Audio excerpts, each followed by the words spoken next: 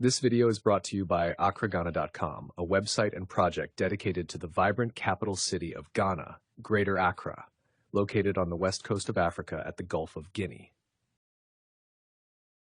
You've probably seen it all over your social media feeds, right? Ghana is the place to be right now. It is absolutely buzzing with culture, history, and these huge events like the Year of Return that have really put it on the global map. But, as we're about to find out, there's a much more complicated story happening just under the surface of this tourism gold rush. And this quote from our source material, it just nails the whole issue. It's such a powerful image, isn't it? On one side, you have this stunning peacock just showing off its feathers. That's all the global hype. But underneath all that beauty, a fragile, wobbly skeleton that might not be able to hold it all up. That's the real tension we're going to unpack today. So let's start with those flashy feathers. We are talking about a full-blown gold rush here. Just picture it. Festivals like Afroshella completely taking over your feed, brand new luxury hotels popping up what feels like overnight, and this massive wave of global interest. So what's behind all this hype? Well, a huge piece of the puzzle was the Year of Return initiative, which was just this massive draw for the diaspora. You combine that with the magnetic pull of these huge festivals and a serious government push for investment, and boom, you've got the perfect storm for a tourism explosion. But this is where the story takes a turn. Because behind all that glitz and glamour, the source material argues that the skeleton is definitely creaking. For a lot of the people who actually live there, this boom means prices for everyday things are going through the roof. It means feeling like you're an actor in a show being put on for visitors while you get pushed to the sidelines. So this really gets to the heart of the matter. Where is all this investment money actually going? Well, as we're about to see, it's kind of creating two very different Ghanas at the exact same time. And wow, this slide just lays it all out, doesn't it? On one hand, you have this massive, fast-tracked investment in things that are purely for tourists. Fancy hotels, shiny new airport terminals, exclusive resorts.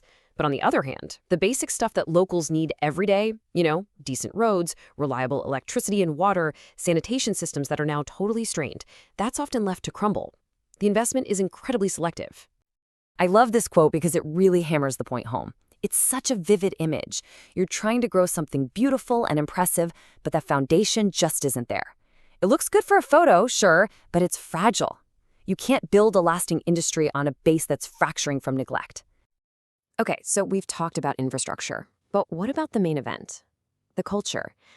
That's arguably Ghana's biggest draw, but the question becomes, is that authentic connection being protected, or is it just being packaged up and sold to the highest bidder? Think about something like Afroshella. It's way more than just a music festival.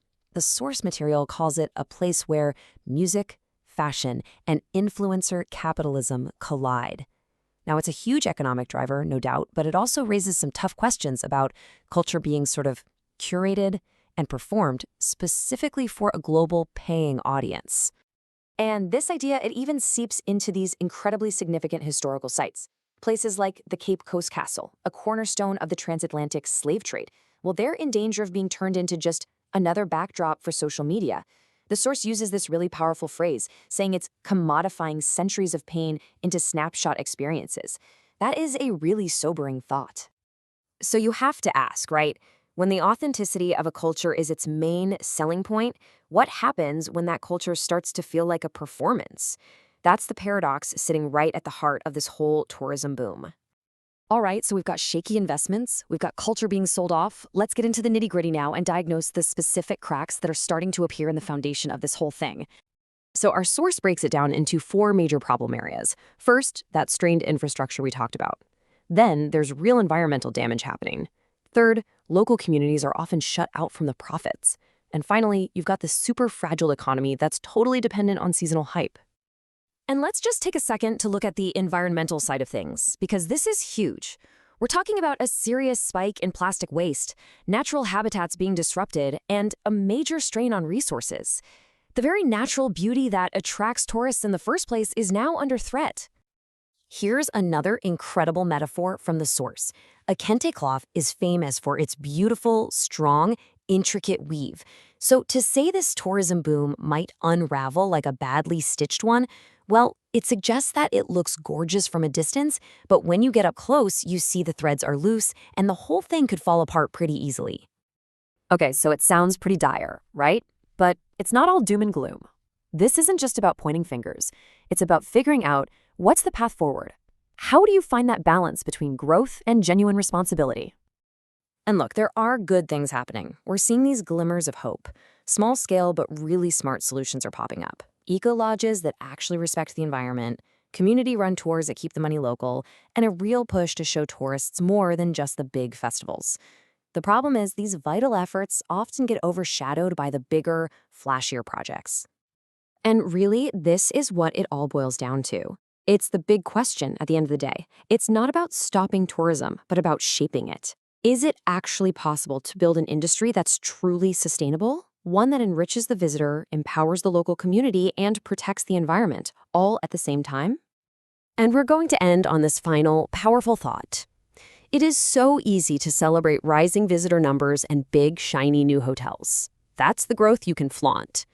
The real work, the hard work, is in maintaining the responsibility that makes sure this boom doesn't become a bust, leaving the country and its people to clean up the mess. That's the choice that will define the future of Ghana's place in the world.